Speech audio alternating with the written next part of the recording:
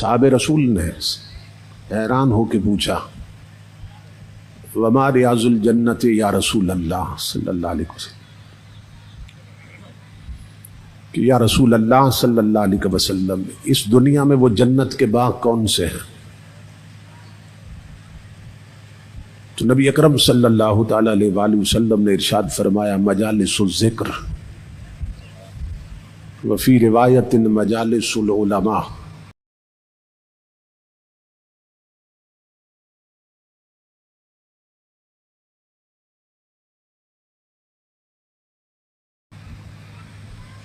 فرمایا میری شریعت کے علماء کی محفلیں اور اہل ذکر کی محفلیں ہی جنت کا باغ ہوتی ہیں. اس حدیث رسول کے مطابق اس وقت ہم جنت کے باغ میں آئے بیٹھے ہیں. اب ہے تو یہ باغ جنت مگر دکھائی نہیں دیتا. اللہ رب العزت دکھا سکتا ہے مگر نہیں دکھاتا. وہ فرماتا ہے میں دکھا کے منوانا ہی نہیں چاہتا، میں ہر شے اپنے حبیب سے سنوا کے منوانا چاہتا ہوں. کہ اگر تم نے دیکھ کے مانا تو وسیلہ تمہاری آنکھیں بنے گی، اور سن کے مانا تو وسیلہ میرا حبیب بنے گا. تو یہ باغ جنت ہے جس میں آئے بیٹھے. اب اس کے باغ جنت ہونے میں کوئی شک ہو سکتا ہے؟ جس زبان اقدس سے سن کر ہم نے بن دیکھے خدا کو مان لیا، سبحان اللہ سبحان اللہ، تو کیا ان کے فرمانے سے بن دیکھی جنت نہیں مانے گے؟ تو یہ باغ جنت مگر دکھائی نہیں دیتا. تو آج 15ویں صدی ہے، تو ہم جیسے لوگ جس مجلس میں ذکر مصطفیٰ کر لیں صلی اللہ علیہ وسلم وہ جگہ جنت کا باغ بن جاتی. تو صدیق و فاروق، عثمان و علی، طلحہ اور بلال اور اصحاب رسول کی ان محفلوں کا مقام کیا ہوگا کہ جہاں صرف ذکر رسول نہیں ہوتا تھا، خود ذات رسول بھی ہوتی تھی.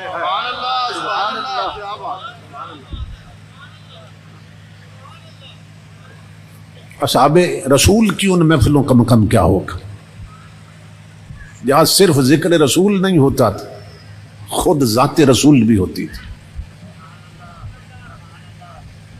کوئی صحابی روایت کرتا ہے تو وہ کہتا ہے رأیت رسول اللہ صلی اللہ علیہ وسلم یقول کہ میں نے اپنے محبوب کو دیکھا، میرے محبوب یوں فرما رہے تھے. کوئی صحابی روایت کرتا ہے سمعت رسول اللہ صلی اللہ علیہ وسلم یقول میں نے اپنے محبوب کو سنا، میرے محبوب یوں فرما رہے تھے. کوئی صحابی روایت کرتا ہے، کہتا ہے جلست عند رسول اللہ صلی اللہ علیہ وسلم میں حضور کے قدموں میں بیٹھا تھا، میرے آقا یوں فرما رہے تھے.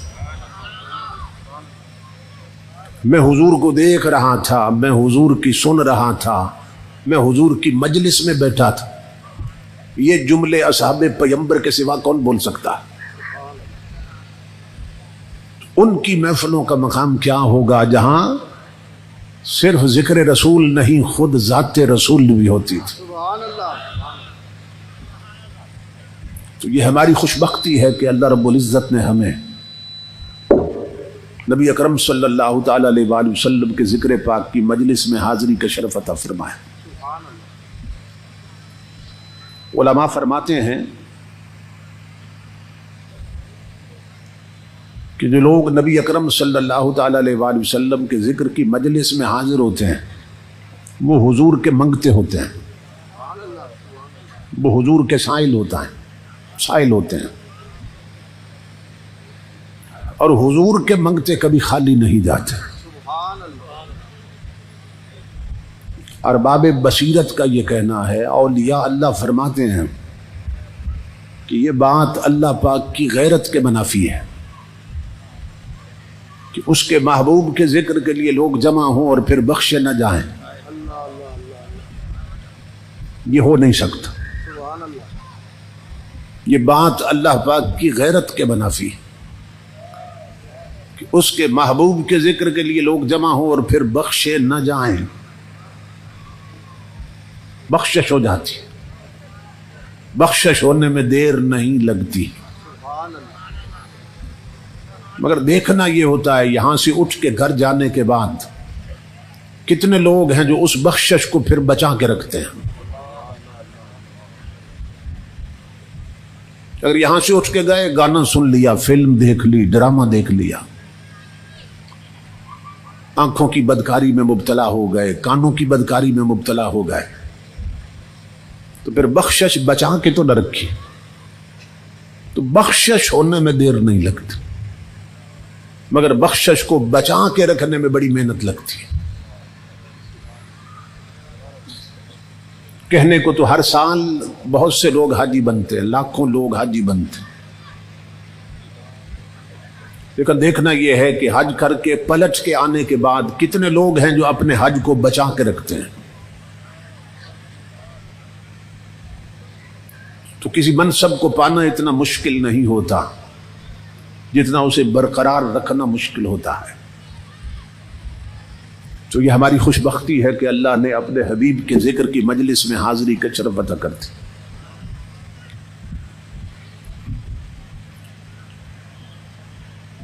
حضرت شیخ شہاب الدین سہروردی بیان کرتے ہیں، اکابر ولیوں میں سے ہیں. آپ فرماتے ہیں جدہ شریف میں سمندر کے کنارے ایک مسجد کے کونے میں ایک شخص نے 12 سال تک اعتکاف کیا. 12 سال مسجد کے کونے میں معتکف رہا. تو وہ شخص خود بیان کرتا ہے کہ میں اپنے کونے میں بیٹھا تھا، مجھے 12 سال بیت گئے تھے. میں نے دیکھا کہ کچھ لوگ آئے مسجد میں، انہوں نے اسی مسجد کے دوسرے کونے میں ذکر مصطفیٰ شروع کر دیا صلی اللہ علیہ وآلہ وسلم.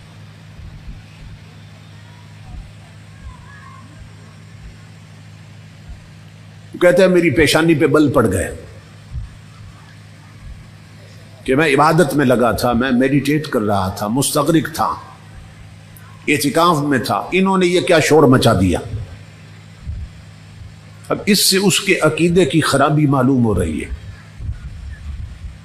کہ وہ ذکر رسول کو شور سمجھتا تھا. کہنے لگا میری پیشانی پہ بل پڑ گئے، انہوں نے مسجد میں کیا شور مچا دیا. کہتا ہے وہ 7-8 بندے تھے، میں اکیلا تھا، انہیں روک بھی نہیں سکتا تھا. اب منظر یہ بن گیا کہ میں اپنے کونے میں بیٹھ کے جلتا رہا اور وہ اپنے کونے میں ذکر رسول کر کے مچلتے رہے.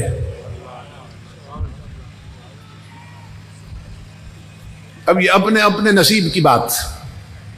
اسی ذکر سے کوئی جل جاتا ہے، کوئی مچل جاتا ہے. یہ تو اپنے اپنے نصیب کی بات. کہتا ہے میں اپنے کونے میں بیٹھ کے جلتا رہا، وہ اپنے کونے میں ذکر مصطفیٰ کر کے مچلتے رہے.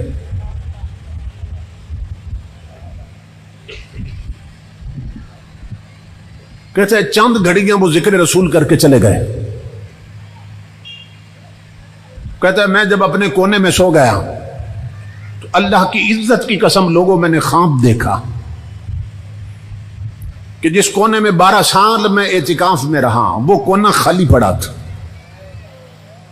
اور جس کونے میں چند گھڑیاں ذکر مصطفیٰ ہوا وہاں تاجدار انبیاء خود تشریف لائے بیٹھے تھے. سبحان اللہ.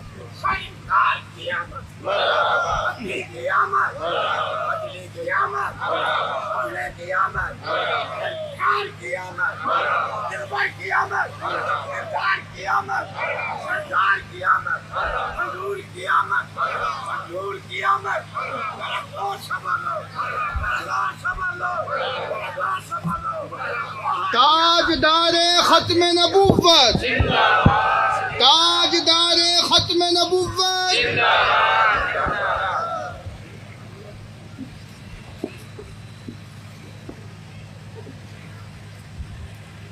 جس کونے میں ذکر رسول ہوا تھا وہ کونا جگمگا رہا تھا.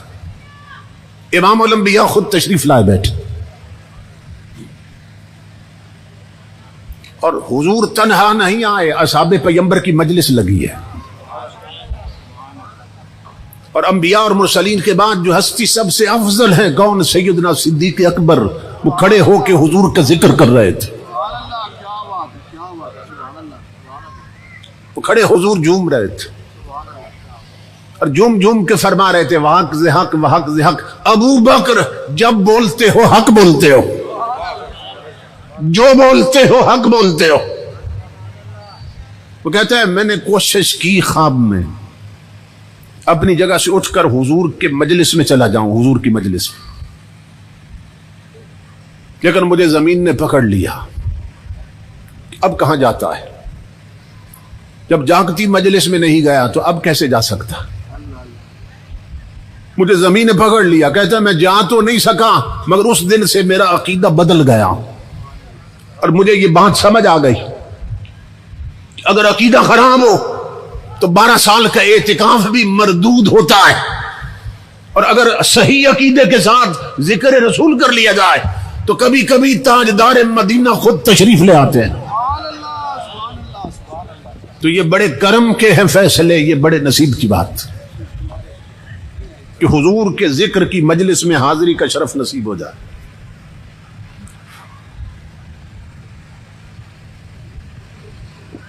اب کیڑوں کی بھرمار میں خطاب کرنا خاصا مشکل ہو رہا ہے، لیکن اب مجبوری ہے کہ پروگرام ایسی جگہ پہ ہے جہاں یہ سلسلہ ہونا تھا اور موسم ایسا ہے. مجوزہ عنوان پر گفتگو کے لیے میں نے قرآن حکیم کے جو الفاظ تلاوت کیے ان میں اللہ رب العزت نے فرمایا قل میرے حبیب آپ فرما دیجیے. کس سے؟ میرے بندوں سے. کس سے؟ اپنی امت سے. اور کیا فرما دیجیے؟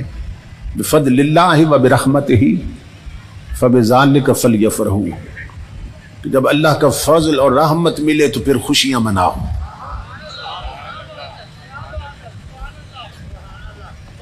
وَهُوَ خَيْرٌ مِّمَّا يَجْمَعُونَ، اور تمہارا یہ خوشی منانا کیسا ہے؟ فرمایا دنیاوی مال و متاع کے طور پر جو چیز جمع کر رہے ہو نا وہ اچھی نہیں ہے، محبوب کی خوشی منانا اچھا ہے.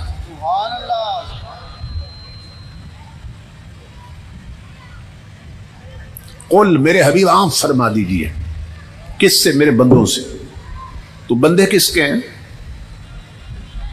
اللہ کے. بندے کس کے ہیں؟ اور بات کس کی ہے جو بندوں تک پہنچانی ہے؟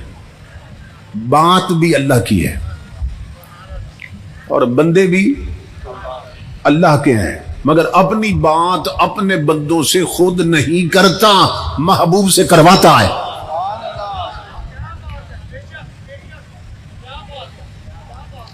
اپنا پیغام اپنے بندوں کو خود نہیں دیتا، اپنے حبیب سے دلواتا ہے. بندے بھی اپنے ہیں، بات بھی اپنی، مگر اللہ رب العزت یہ بتانا چاہتا ہے محبوب کی اتھارٹی کیا ہے، محبوب کا مقام کیا ہے.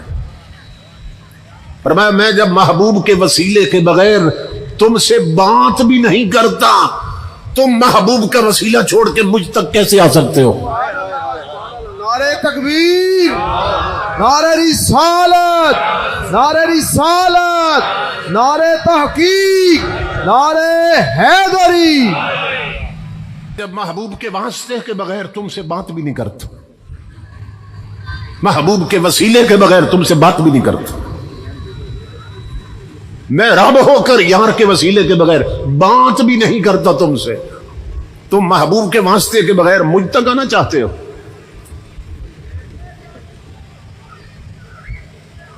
تو یہ لفظ بتا رہا ہے قل، امر کا صیغہ ہے کہ نبی اکرم صلی اللہ تعالی علیہ وآلہ وسلم کو اپنا وسیلہ ہم نے نہیں بنایا، انہیں ہمارا وسیلہ خدا نے بنایا. پر میں قل میرے حبیب آپ فرما دیجئے. کہ جب رب کا فضل ملے اور رحمت ملے، رحمت ہو فضل ہو تو خوشی مناؤ۔ اب بعض لوگ خوشی نہیں مناتے ہیں، ان سے جھگڑا کرنے کی ضرورت نہیں، کیوں؟ اس لیے کہ انہیں حکم ہی نہیں دیا گیا۔ سمجھ رہے ہیں؟ انہیں حکم ہی نہیں دیا گیا تو وہ کیسے منائیں؟ اب حکم کس کو دیا؟ جس پر فضل ہو۔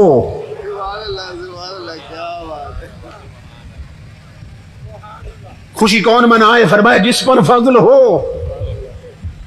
خوشی کون منائے؟ فرمایا جس پر رحمت ہو۔ تو امام الانبیاء کے غلاموں، ہماری آنکھیں دیکھتی ہیں کہ اس کا فضل نہ ہو تو شیخ القرآن ہو کے بھی خوشی نہیں مناتا ہے، اس کی رحمت نہ ہو تو شیخ الحدیث ہو کے بھی خوشی نہیں مناتا ہے۔ اور ہماری آنکھیں دیکھتی ہیں اگر اس کا فضل ہو جائے تو ٹانگے والا بھی مناتا ہے، ریڑی والا بھی مناتا ہے۔ میں خوشی وہ منائے جس پر فضل ہو، خوشی وہ کرے جس پر رحمت۔ تو جن پر فضل ہوا وہی منا رہے ہیں، جن پر رحمت ہوئی وہی منا رہے ہیں۔ اور آگے کیا فرمایا؟ کسی اور سے پوچھنے کی ضرورت نہیں، اس خوشی پہ خرچ کرنا کیسا ہے؟ فرمایا جو جمع کر رہے ہو وہ اچھا نہیں ہے، جو یار پہ لٹ رہا ہے وہ اچھا ہے۔ قرآن کہہ رہا ہے جو جمع کر رہے ہو دنیاوی مال و متاع کے طور پر وہ اچھا نہیں ہے، جو محبوب پہ لٹ رہا ہے وہ اچھا ہے۔ کیا مطلب؟ پوری دنیا کی وہ دولت اکٹھی کر لی جائے جو بینکوں میں جمع ہے، جو تجوریوں میں جمع ہے، اس کے ڈھیر لگ جائیں، اللہ فرماتا ہے وہ سارا اچھا نہیں ہے۔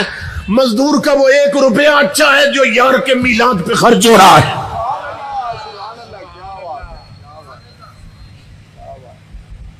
فرمایا هو خیر مما یجمعون، یہ خوشی منانا ہر اس چیز سے بہتر ہے دنیاوی مال و متاع کے طور پر جسے جمع کر رہے ہو۔ تو فرمایا قل، میرے حبیب آپ فرما دیجئے، یہاں سے جو منصب نبوت ہے نا، پیغمبر کی پوسٹ، اس کا منصب اور اس کی اتھارٹی معلوم ہو رہی ہے کہ پیغمبر کس مقام پہ ہوتا ہے۔ حضرت شاہ ولی اللہ محدث دہلوی فرماتے ہیں کہ اس باپ کے بیٹے ہیں کہ جو ہر سال حضور کا میلاد پاک منایا کرتے تھے، اور وہ خود بیان کرتے ہیں کہ 1 سال بھنے ہوئے چنوں کے سوا کچھ نہ تھا، میں نے انہی پر حضور کی میلاد پڑھ دی، ایصال ثواب کر دیا، فاتحہ شریف پڑھ کے۔ فرماتے ہیں کہ میں نے خواب میں حضور کی زیارت کی تو میں نے دیکھا میرے بھیجے ہوئے چنے حضور کے سامنے پڑے تھے، پر امام الانبیاء خوشی کا اظہار فرما رہے، نہ مکھڑا نہ مکھڑے دا دل ویک دے، جو ویکھن تے آمن تے دل ویک دے۔ تو حضرت شاہ ولی اللہ محدث دہلوی فرماتے ہیں، آپ فرماتے ہیں جو پیغمبر ہے اس کی ذات کی 2 جہتیں ہوتی ہیں، اس کی ذات کی 2 طرفیں ہوتی ہیں، اس کی ذات کے 2 آسپیکٹس ہوتے ہیں۔ کون کون سے پہلو؟ کہتے ہیں ان لرسول اللہ صلی اللہ علیہ وسلم جہتین، کہ نبی اکرم صلی اللہ تعالی علیہ وآلہ وسلم کی ذات پاک کے 2 پہلو ہیں، 2 جہتیں ہیں۔ ایک پہلو خدا سے ملا ہے اور دوسرا پہلو مخلوق سے ملا ہے۔ لیکن جو پہلو خدا سے ملا ہے اس پہلو سے پیغمبر کیا کرتا ہے، اور جو پہلو مخلوق سے ملا ہے اس پہلو سے پیغمبر کیا کرتا ہے۔ اب سننا غور سے، نادان لوگ کہتے ہیں حضور کو کوئی اختیار نہیں ہے، حضور کچھ دے نہیں سکتے۔ یہ سننا غور سے، پیغمبر کی ذات کی 2 جہتیں ہوتی ہیں، 2 آسپیکٹس ہوتے ہیں، 2 پہلو ہوتے ہیں، ایک خدا سے ملا ہوتا ہے، ایک مخلوق سے ملا ہوتا ہے۔ جو پہلو خدا سے ملا ہوتا ہے اس پہلو سے نبی کیا کرتا ہے، اور جو پہلو مخلوق سے ملا ہوتا ہے اس پہلو سے نبی کیا کرتا ہے۔ آپ فرماتے ہیں من جہت یاخذ من اللہ ومن جہت یعطی للخلق، کہ پیغمبر کا جو پہلو خدا سے ملا ہوتا ہے اس پہلو سے نبی ہر شے خدا سے لیتا ہے، اور جو پہلو امت اور مخلوق سے ملا ہوتا ہے اس پہلو سے نبی ہر شے امت کو دیتا ہے۔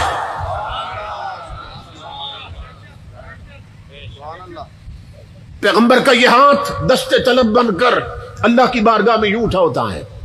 کس کی بارگاہ میں؟ اللہ کی بارگاہ میں. پیغمبر کا یہ ہاتھ دست طلب بن کر، دست سوال بن کر اللہ کی بارگاہ میں یوں اٹھا ہوتا ہے، اور پیغمبر کا یہ ہاتھ دست رحمت بن کر امت کے سروں پہ یوں چھایا ہوتا ہے. پیغمبر ہر شے خدا سے لیتا ہے، ہر شے امت کو دیتا ہے. آسان لفظوں میں بتا دوں، پیغمبر خدا کا منگتا ہوتا ہے، امت کا داتا ہوتا ہے. نعرہ تکبیر، نعرہ تکبیر، دونوں ہاتھوں کو بلند کریں. نعرہ رسالت، نعرہ رسالت، نعرہ تحقیق، نعرہ حیدری. سمجھ رہے؟ پیغمبر خدا کا منگتا ہوتا ہے مگر امت کا داتا ہوتا ہے. ہر شے ادھر سے لیتا ہے، ادھر دیتا ہے. اعلی حضرت نے اسی مقام پر فرمایا، ادھر اللہ سے واصل، ادھر مخلوق میں شامل. ادھر حضور اللہ سے ملے ہیں، ادھر مخلوق میں شامل. معراج کی رات لامقام میں تھے، اور صبح جب گھر تشریف لائے تو حضرت بلال کے ساتھ بیٹھ کے کھانا کھا رہے تھے. ادھر اللہ سے واصل، ادھر مخلوق میں شامل. خواص اس برزخ کبریٰ میں ہے حرف مشدد کا کہ پیغمبر ہر شے خدا سے لیتا ہے اور ہر شے امت کو دیتا ہے. اسی لیے اللہ رب العزت نے فرمایا وَأَمَّا السَّائِلَ فَلَا تَنْهَرْ. اے محبوب اپنے منگتوں کو خالی نہ جانے دینا. بالعموم اس کا ترجمہ کیا گیا، محبوب منگتوں کو جھڑکنا نہیں ہے، لیکن حضرت شیخ محمد عرب نے اپنی تفسیر میں اس کا ترجمہ کیا، اے محبوب منگتوں کو خالی نہ جانے دینا. اللہ فرما رہا ہے اپنے حبیب کو منگتوں کو خالی نہ جانے دینا. کیوں؟ تو کوئی خالی ہے؟ میرے حبیب منگتوں کو خالی نہ جانے دینا. تو کوئی خالی ہے؟ منگتے تو خالی تب جائیں جب تو خالی ہو. اور حقیقت یہ ہے خالق کائنات میں ہوں اور مالک کائنات مصطفیٰ کو بنا دیا. محبوب منگتوں کو خالی نہ جانے دے. اور اما السائل، السائل یہ جو الف لام ہے نا سائل پہ، عربک گرامیٹک رولز کے اعتبار سے اس کا مفاد کیا ہے کہ محبوب ایک منگتا آئے، لاکھوں چیزیں مانگے تب بھی عطا کر. لاکھ منگتے مل کے آئیں، ایک شے مانگے تب بھی عطا کر. اے میرے حبیب اپنے منگتوں کو خالی نہ جانے دینا. تو کوئی خالی؟ خالق کائنات ہم ہیں اور مالک کائنات تجھے بنا دیا ہے. کیسے فرمایا انا اعطیناک الکوثر، الکوثر دے دیا محبوب ہم نے آپ کو. عام لوگ سمجھتے ہیں اس سے مراد صرف حوض کوثر ہے، مگر اصحاب رسول اس کی تفسیر میں فرماتے ہیں، کہتے ان جمیع نعم اللہ دخل فی الکوثر، کہ اللہ کی جتنی نعمتیں ہیں وہ اللہ نے کوثر میں رکھ دی ہیں. یہ صرف حوض نہیں ہے، حوض بھی شامل ہے اس میں. جتنی اللہ کی نعمتیں ہیں اصحاب رسول کہتے ہیں وہ اللہ نے کوثر میں رکھ دی ہیں، اور کوثر اٹھا کر یار کے قبضے میں رکھ دیا ہے. کوثر محبوب کے قبضے میں رکھ دیا، محبوب کے قدموں میں رکھ دیا. کوثر محبوب کے اختیار میں دے دیا ہے. یہ کوثر کیا ہے؟ عربی زبان میں ایک لفظ ہوتا ہے قلیل، اس کے مقابلے میں پھر لفظ آتا ہے کثیر. قلیل کا معنی ہے تھوڑا اور کثیر کا معنی ہے زیادہ.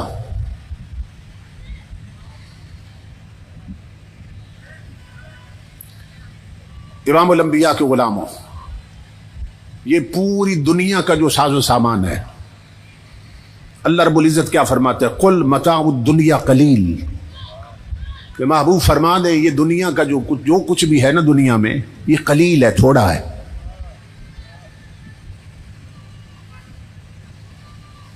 اور کتنا تھوڑا ہے؟ فرمایا ان تعدوا نعمت اللہ لا تحصوها، کہ تم گننا چاہو تو گن نہیں سکتے. تو ہمارے تھوڑے کو تم گن نہیں سکتے، جو قلیل ہے، جو ہمارا تھوڑا ہے اس کو تم گن نہیں سکتے. اور قلیل کے مقابلے میں آتا ہے کثیر. کثیر کا معنی ہے زیادہ، قلیل کا معنی ہے تھوڑا. اور جب کثیر کے دامن سے بھی بات بڑھ جائے، کثیر کی حدیں بھی ٹوٹ جائیں، تو پھر عربی زبان میں لفظ استعمال ہوتا ہے اکثر. قلیل کا معنی ہے تھوڑا، کثیر کا معنی ہے زیادہ، اکثر کا معنی ہے بہت زیادہ. اور جب اکثر کے دامن سے بھی بات بڑھ جائے، اکثر کے کناروں سے بھی چھے نکل جائے، تو پھر عربی زبان میں لفظ ہوتا ہے کسار، جس کا معنی ہے بہت ہی زیادہ. قلیل کا معنی تھوڑا، کثیر کا معنی زیادہ، اکثر کا معنی بہت زیادہ، کسار کا معنی بہت ہی زیادہ. اور امام الانبیاء کے غلاموں، جب کسار کے دامن سے بھی چیزیں نکل جائیں اور اس کی حدیں بھی ٹوٹ جائیں، پھر میرے مصطفیٰ کا کوثر سنبھال لیتا ہے. سمجھ رہے ہیں کوثر کا مقام کیا ہے؟ تمام نعمتیں اللہ رب العزت نے کوثر میں رکھ دی ہیں، اور کوثر محبوب کے قدموں میں رکھ دیا. بعض نادان لوگ ہم پہ تہمت لگاتے ہیں، یہ اہل سنت، یہ حضور کو خدا سے ملا دیتے ہیں. ہم کون ہوتے ہیں ملانے والے؟ وہ تو اس دنیا میں ہمیں تشریف لائے تھے ملانے کے لیے. ہم کون ہیں حضور کو خدا سے ملانے والے؟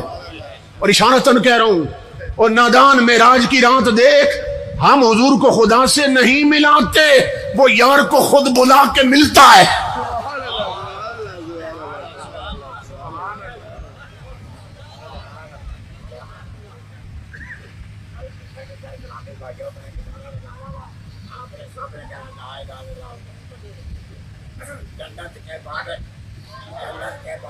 ماشاء اللہ. ہمارے نبی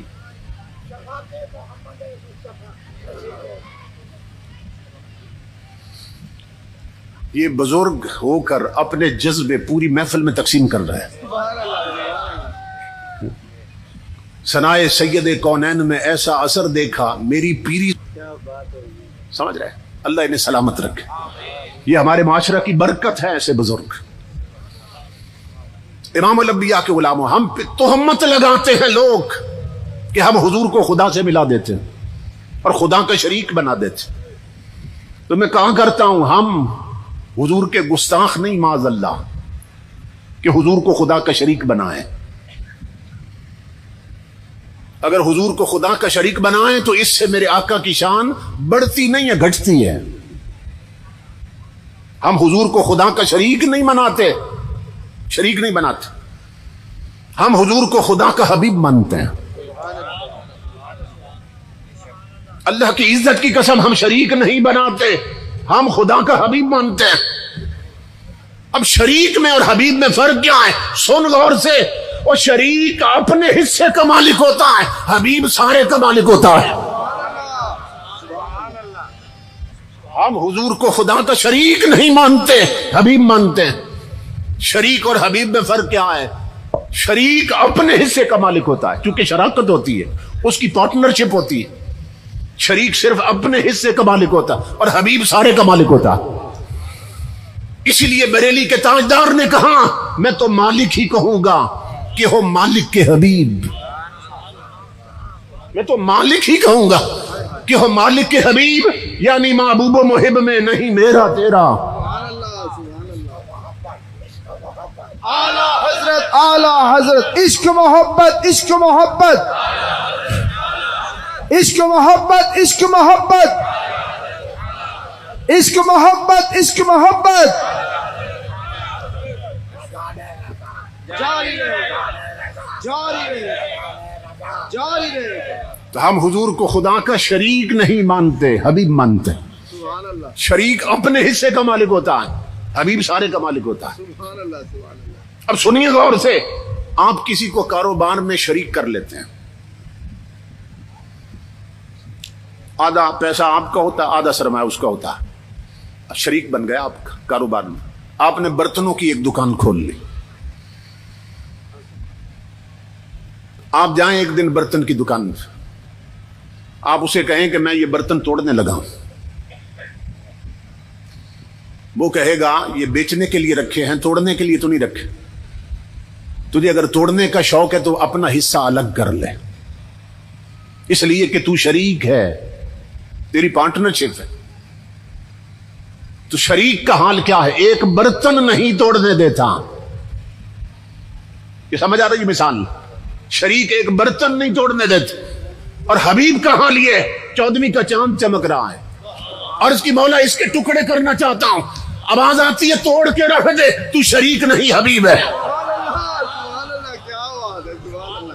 سمجھ رہے ہیں؟ مولا تو نے بے جان پتھر بنائے، میں انہیں بلوانا چاہتا ہوں. آواز آتی ہے تیری مرضی ہے تو درود پڑھا، مرضی ہے تو کلمہ پڑھا، تو شریک نہیں حبیب ہے. مولا جابر کے بچے فوت ہو چکے، میں زندہ کرنا چاہتا ہوں. آواز آتی ہے مرضی ہے تو کم باذن اللہ کہہ کے انہیں زندہ کر دے، تو شریک نہیں حبیب ہے. مولا علی کی نماز قضا ہو گئی، میں سورج کو پلٹانا چاہتا ہوں. آواز آتی ہے محبوب پلٹا کے رکھ دے، تو شریک نہیں حبیب ہے.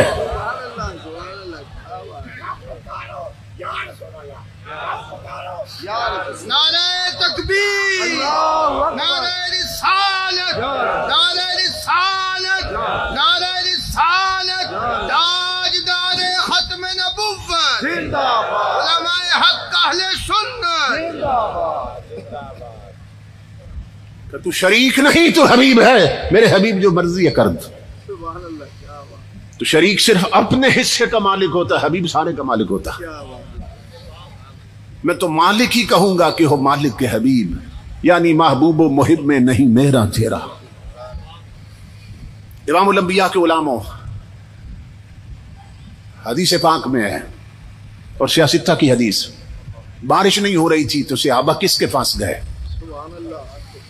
حضور کی بارگاہ میں کہ یا رسول اللہ صلی اللہ علیہ وسلم بارش نہیں ہو رہی، زمینیں اجڑ گئیں، جانور پیاسے ہیں، جاندار تڑپ رہے ہیں پانی کے لیے، آقا کرم فرما دے. امام الانبیاء نے دعا کے لیے ہاتھ اٹھائے، کالی کملی سے گورے گورے ہاتھ نکلے. ابھی چہرہ اقدس تک نہیں آئے کہ ہاتھ اٹھے تو بادل بھی اٹھ گئے، ہاتھ پلٹے تو بادل بھی پلٹ گئے اور بارش برسنا شروع ہو گئی.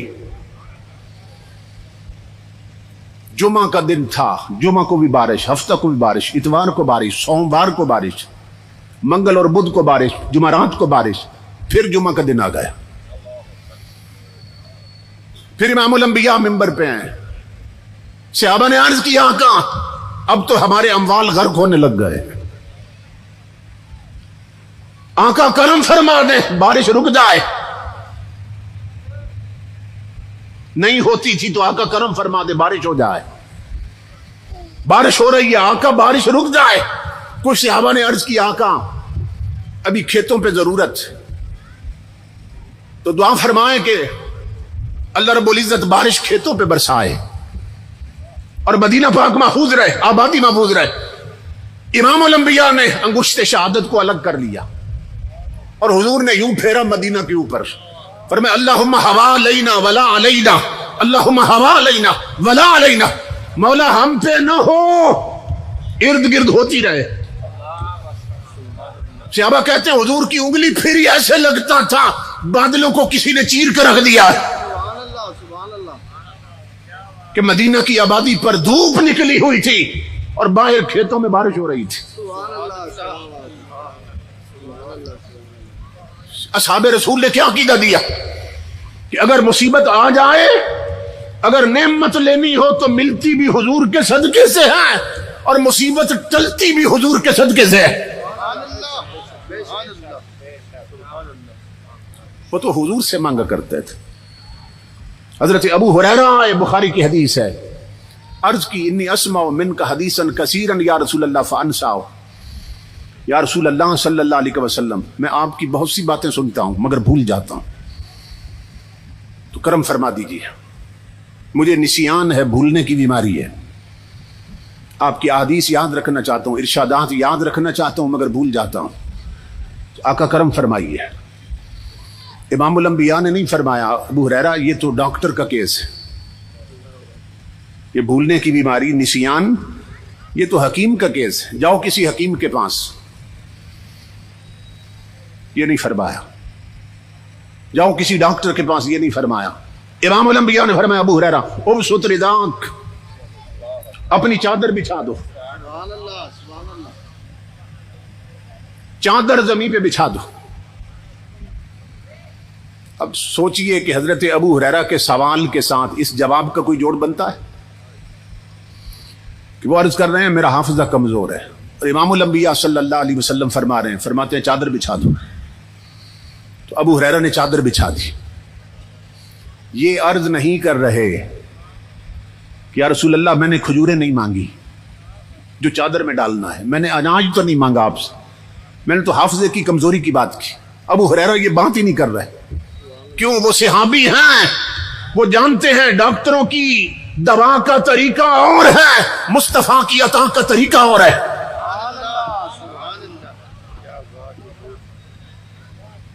امام الانبیاء نے فرمایا چادر بچھا دو، انہوں نے چادر بچھا دی، پھر کالی کملی سے گورے گورے ہاتھ اٹھے، پھر ہاتھ جوڑے، پھر چادر پہ پلٹ دی حضور نے۔ 2-3 بار ایسا کیا امام الانبیاء نے۔ امام الانبیاء نے فرمایا اب اس چادر کو سینے سے لگا لو جس پر میں نے ہاتھ الٹے ہیں۔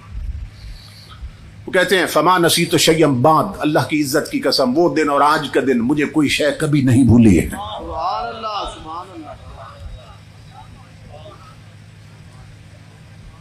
اب دیکھنے میں حضور کے خالی ہاتھ اٹھے تھے اور خالی ہی جڑے تھے اور خالی ہی مڑے تھے، خالی ہی پلٹے تھے، تو دیکھنے والے نادانوں نے جو خالی ہاتھ دے کے تو کہنے لگے خالی تھے، کچھ نہیں تھا ان کے پاس۔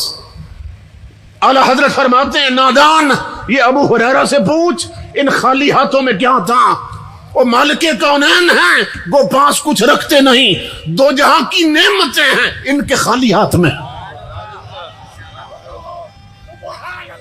اللہ اکبر،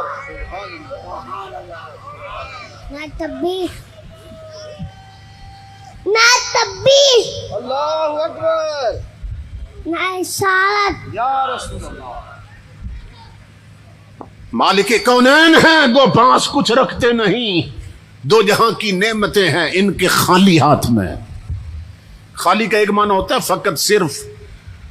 اعلی حضرت فرما رہے ہیں دو جہاں کی نعمتیں ہیں صرف میرے رسول کے ہاتھ میں۔ مالک کونین ہیں وہ پاس کچھ رکھتے نہیں، جو دو جہاں کی نعمتیں ہیں ان کے خالی ہاتھ۔ تاجدار کائنات کے غلام،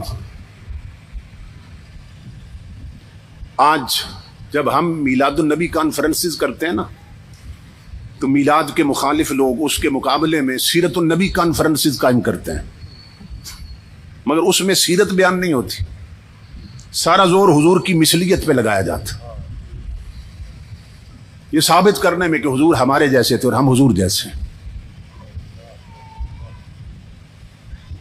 اب سننا کہ سیرت بیان کیسے ہونی چاہیے،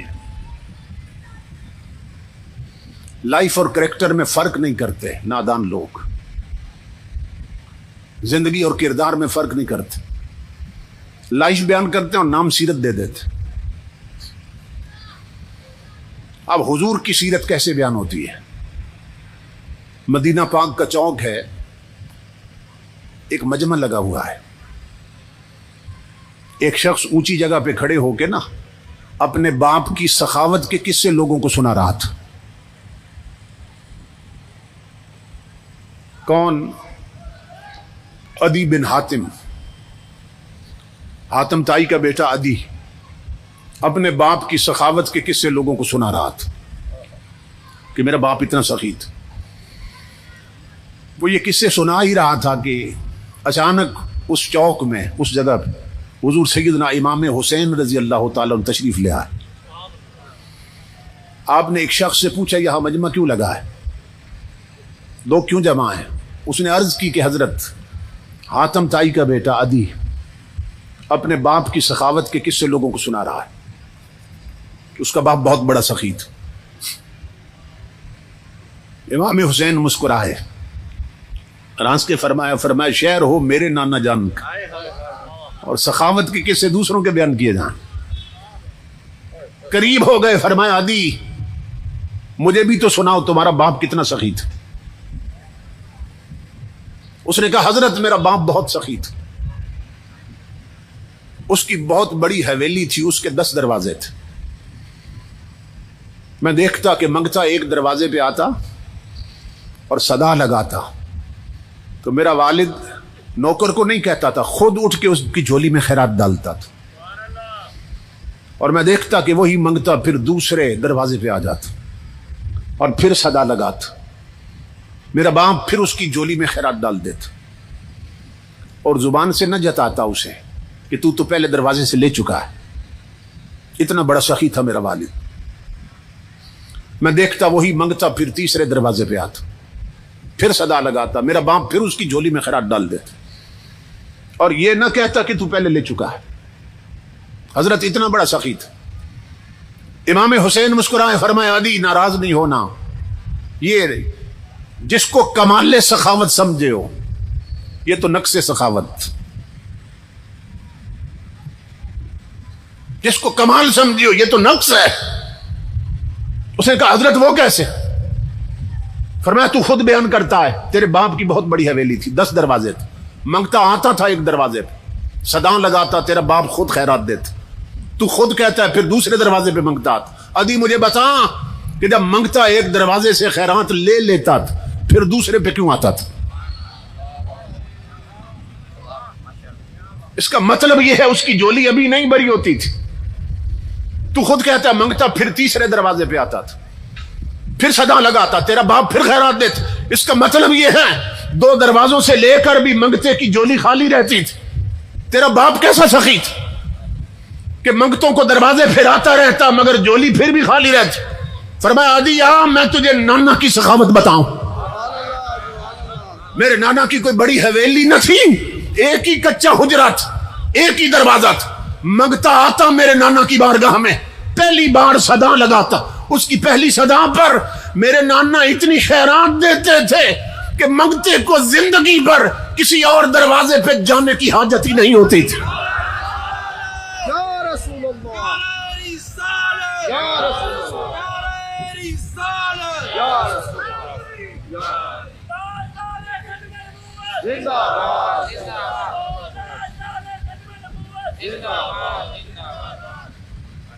اس کی پہلی صدا پر امام الانبیاء اتنی خیرات دیتے تھے کہ منگتا نہیں رہتا تھا, پھر داتا بن جاتا تھا. پھر منگتے کو زندگی بھر کسی اور دروازے پہ جانے کی حاجت ہی نہیں رہتی تھی. حضور اتنی خیرات دے دیتے تھے. یہ صرف امام حسین کی بات نہ تھی, اپنی تاریخ پڑھو امام الانبیاء کے غلاموں. جب منگتے نے خیرات مانگی تھی حضور کے دروازے سے تو معین الدین تھا, خیرات پا کے پلٹا تو غریب نواز بن چکا تھا. جب منگتے نے بھیک مانگی تھی تو علی حجویری تھا, خیرات پا کے پلٹا تو داتا گنج بخش بن گیا تھا.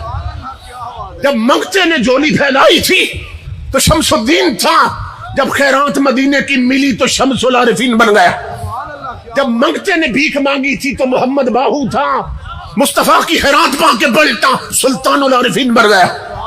اور جب منگتے نے جھولی پھیلائی تھی شیخ احمد سرہندی تھا, جب خیرات پا کے پلٹا تو مجدد الافسانی بن گیا. جب منگتے نے جھولی پھیلائی تھی احمد رضا تھا, خیرات پا کے پلٹا تو اعلی حضرت بن چکا تھا. ہر دور میں تاجدار کائنات منگتوں جھولیاں بھرتے رہے, صدا لگانے والوں کی صدا پر آقا عطائیں فرماتے رہے. انڈیا میں ایک شہر ہے امرتسر. امرتسر کے ایک حاجی اسماعیل صاحب بیان کرتے ہیں, کہتے ہیں میں مدینہ پاک میں تھا تو میں ہوٹل پہ جب بھی کھانا کھانے لگتا تو مدینہ پاک کی ایک بلی آ کے میرے پاس بیٹھ جاتی تھی اور میں حضور کے شہر کی بلی سمجھ کے نا اس سے پیار کرتا, محبت کرتا اور خود کھانا بعد میں کھاتا, پہلے روٹی کے ٹکڑے کر کے نا اس کو دیتا. यूं ही मेरा वक्त गुजर रहा था। जब भी खाना खाने लगता बिल्ली आ जाती और मैं उसकी खिदमत करता। कहते हैं मदीना पाक में मेरे 3 दिन रह गए थे, गौर से सुनना, 3 दिन रह गए थे मदीना पाक में, और फिर मैंने वापस आना था इंडिया, अमृतसर, वापस अपने घर आना था। तो मैंने दस्तरखान लगाया ना होटल पे, हस्बे मामूल बिल्ली आके पास बैठ गई। मैं रोटी के टुकड़े करने लग गया और मैं दिल में सोचने लग गया कि ये बिल्ली मुझसे मानूस हो गई है, मेरी बेली बन गई है, पंजाबी में कह रहा हूं, ये मुझसे मानूस हो गई, घुल मिल गई मेरे साथ। जो जब भी खाना खाने लगता हूं ये आ जाती है। तो मैंने 3 दिन के बाद वतन वापस जाना है, तो मैं क्यों ना हुजूर के शहर की बिल्ली अपने साथ ले जाऊं, हुजूर के शहर की निशानी बना के मैं इस बिल्ली को अपने साथ ले जाऊंगा। आज इस्माइल कहते हैं, लोगों अल्लाह की इज्जत की कसम, ये बात मैंने दिल में सोची थी कि बिल्ली खाना छोड़ के चली गई।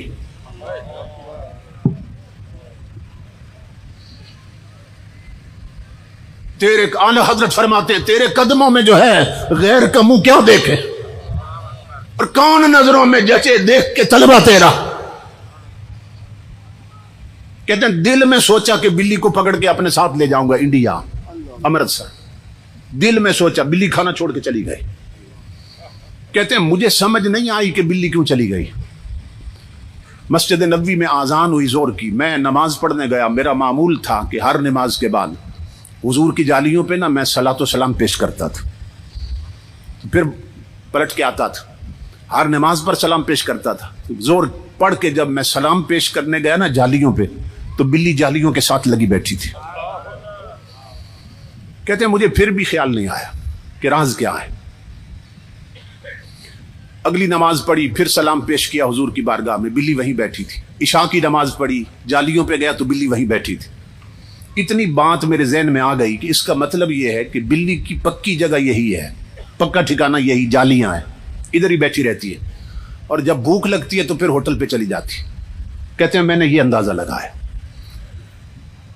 तो मदीना पाक में ना मेरी आखिरी रात थी, मैंने सोचा कि आखिरी सलाम पेश करने हुजूर की जालियों पे आना है, तो बिल्ली इधर ही होती है, इधर ही से पकड़ के साथ ले जाऊंगा। कहते इस मकसद के लिए मदीना पाक से मैंने एक टोकरा भी खरीद लिया था, उसमें बिल्ली मैं साथ लाना चाहता था। कहते हैं मदीना में मेरी आखिरी रात थी। कहते लोगों अल्लाह की इज्जत की कसम, जब रात को मैं सो गया मेरा मुकद्दर जाग उठा। मैंने ख्वाब देखा, इमामुल अंबिया ख्वाब में तशरीफ ले आए। मैं कदमों पे गिरा, मैंने अर्ज की मेरे आका बड़ा करम फरमा दिया आपने, बड़ी इनायत कर दी, मुझे अपना दीदार अता किया। इमामुल अंबिया ने फरमाया हाजी इस्माइल तू इस लायक नहीं था कि तुझे दीदार कराया जाता, मगर मुझे आना पड़ा,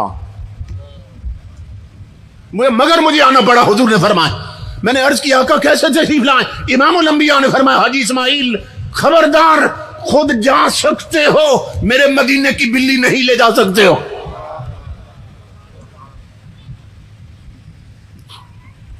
हाजी इस्माइल कहते हैं मैं ख्वाब में कदमों पे गिरा, मैंने अर्ज की अल्लाह के हबीब ये तो बात मैंने किसी से जिक्र नहीं की, बताया नहीं, अपने दिल का फैसला था कि बिल्ली साथ ले जानी है।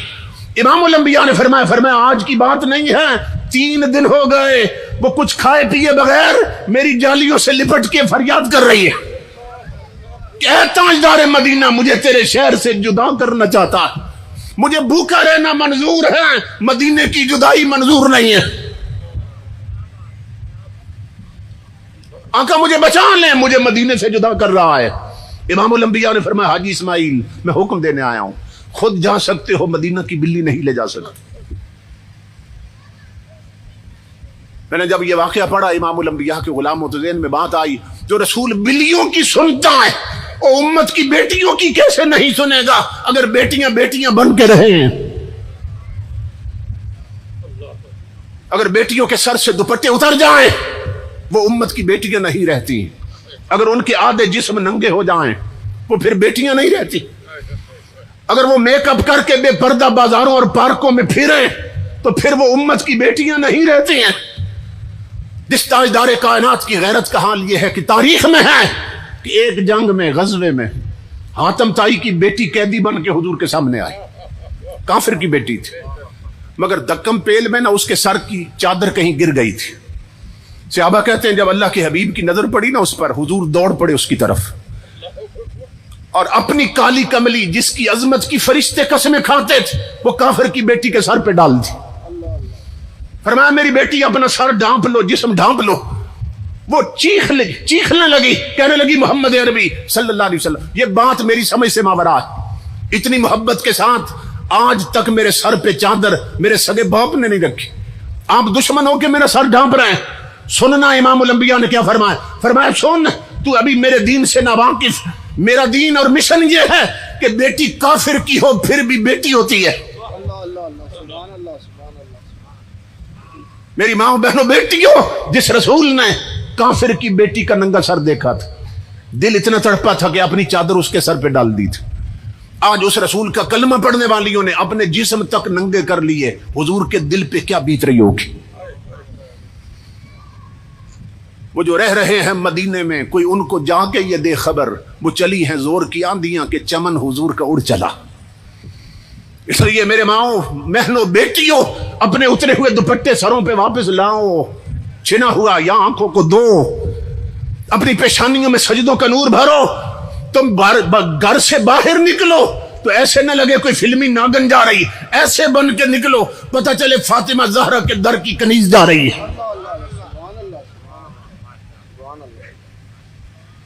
جوانوں اپنے پاؤں کو مسجدوں کے راستوں پہ چلنے کا عادی بناؤ.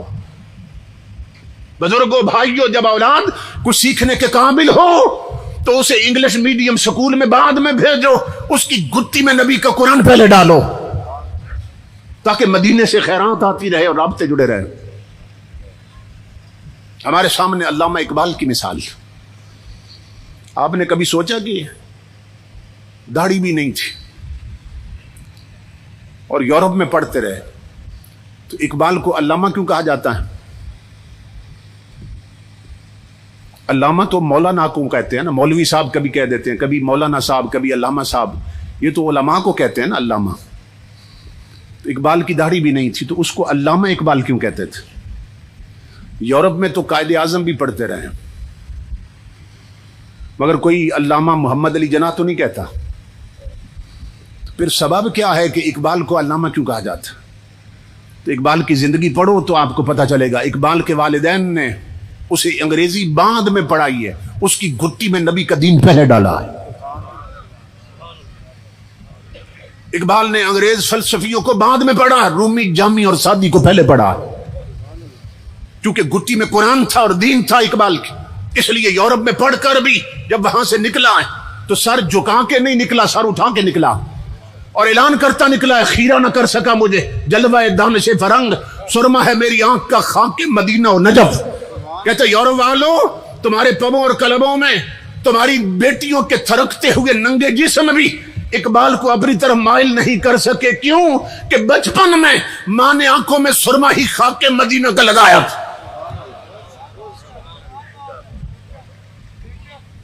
اس لیے میرا پیغام ہے تجھ کو سنبھلنا تو ہے اب وقت، سنبھل جا اے بحر عمیق اپنے کناروں سے اچھل جا. غافل تجھے پا کر لے آئے ہیں پھر جال، تو باز ہے بلبل نہیں بستان سے نکل جا. باطل سے نہ ڈر، جنگ کے میدان میں اتر جا. رکھ حق پہ نظر، ماہو سریا سے گزر جا.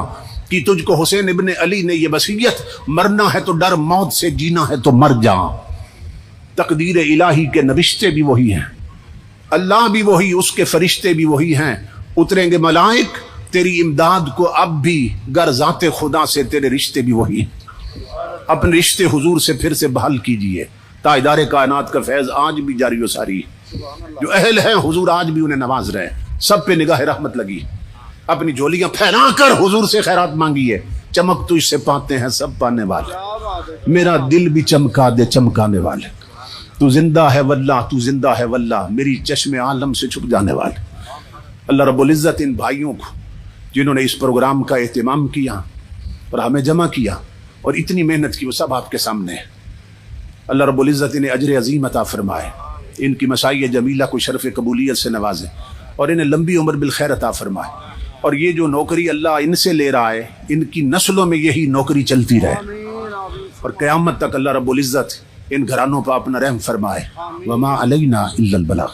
واقعہ سنایا تھا آپ نے میں نے سنا صاحب سے داتا رحمۃ اللہ تعالیٰ علیہ کا اور اقبال کا علامہ اقبال کا اور جو مہمان والا واقعہ ذرا وہ تو ذرا دوبارہ امام صاحب ہو جائے. یہ ایک واقعہ فرما رہے کسی خطاب میں سنا انہوں نے تو فرماتے ہیں کہ وہ سنا دیں تو میں عرض کر دیتا ہوں اختصار سے. وہی بات ہے حضور کی خیرات جاری و ساری ہے. جس کی ڈوریاں پکی ہوتی ہیں اس کو خیرات ملتی رہتی. امام الانبیاء کے غلاموں علامہ اقبال کے نوکر کا بیان ہے اور یہ بات مجھے سب سے پہلے حضرت مولانا عبدالستار خان نیازی رحمۃ اللہ علیہ نے بتائی تھی کہ آپ فرماتے ہیں کہ ہم اقبال کے نوکر سے خود ملے تھے. یہ علامہ مولانا عبدالستار خان نیازی رحمۃ اللہ علیہ یہ قائد اعظم محمد علی جناح کے ورکروں میں سے تھے, مسلم لیگ کے ورکروں میں سے تھے. تاریخ پاکستان میں ان کی بڑی خدمات. تو وہ فرماتے ہیں کہ میں نے اقبال کے نوکر سے پوچھا کہ کوئی بات سناؤ جو آنکھوں سے دیکھی ہو. اقبال کا نوکر کہنے لگا کہ میں سویا ہوا تھا اپنے کمرے میں, رات کے 2, 3 یا 4 بجے کا وقت ہوگا کہ علامہ اقبال نے مجھے آ کے جگایا اور مجھے فرمانے لگے کہ میرے ایک معزز مہمان آئے ہیں تو اٹھو ان کے لیے کہیں سے تازہ لسی بنوا کے لاؤ. کہتے میں اٹھا, میں حیران ہوا کہ اس وقت مہمان آئے ہیں اور لسی پینا چاہتے ہیں. یہ بڑی عجیب بات, اس وقت لسی کہاں سے ملے گی؟ وہ کہتے ہیں میں کچن کی طرف گیا, میں نے کہا برتن لے کے تو جاتا ہوں, نکلتا ہوں, دیکھتے ہیں کہاں سے ملتی. تو اقبال نے کہا برتن میں خود دوں گا. تو اقبال نے برتن خود دھویا اپنے ہاتھوں سے اور مجھے کہا کہ جاؤ کہیں سے لسی لے کے آؤ. میں برتن لے کے گھر سے نکلا اور جب نکلا تو میں نے کہا دیکھو تو صحیح مہمان کون آئے.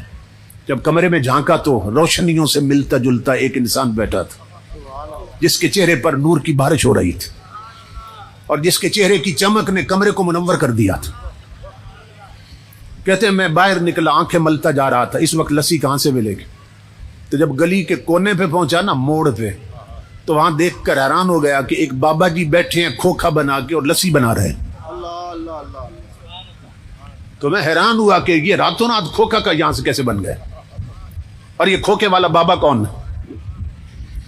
پھر دل میں خوشی بھی ہوئی کہ چلو کام قریب سے ہو گیا, یہ صبح تحقیق کریں گے یہ کھوکھا کس نے بنایا اور یہ بابا جی کون ہے. کہتا میں نے انہیں لسی کے لیے کہا, انہوں نے تازہ لسی بنا دی مجھے. تو میں نے کہا کہ پیسے کتنے ہیں؟ تو وہ ہنس کے فرمانے لگے لے جاؤ, اقبال سے ہمارا معاملہ چلتا رہتا ہے. تو میں حیران ہوا کہ یہ بابا جی اقبال کو بھی جانتے ہیں.